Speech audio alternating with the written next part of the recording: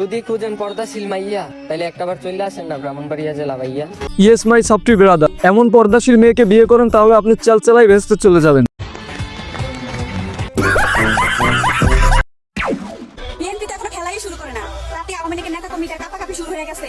বাজান সময়ের অপেক্ষা করো, খেলা হবে মাঠে। খেলা খাটে হোক বা মাঠে হোক সেটা বড় বিষয় না, আপনি যে কত বড় খেলোয়াড় সেটা লিজেন্ডরা ঠিকই বুঝে গেছে।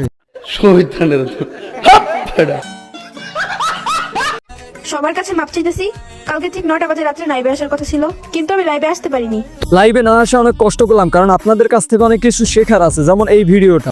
আজকে প্রথম রোজা, এই প্রথম রোজাটা আমি রাখতে পারতেছি না, আর এই কষ্টটা শুধু মেয়েরাই বুঝবে। Yes, you don't take it badly, এটাকে কেউ খারাপ ভাবে নেবেন না। অ্যাকচুয়ালি সে রোজা রাখতে পারে না, সে কষ্টটাই শেয়ার করেছে।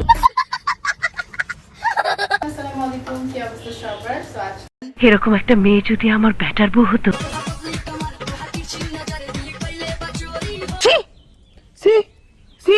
এটাই হচ্ছে টিকটকারের আসল রূপ, তারা ব্যবসার জন্য সবকিছু করতে পারে।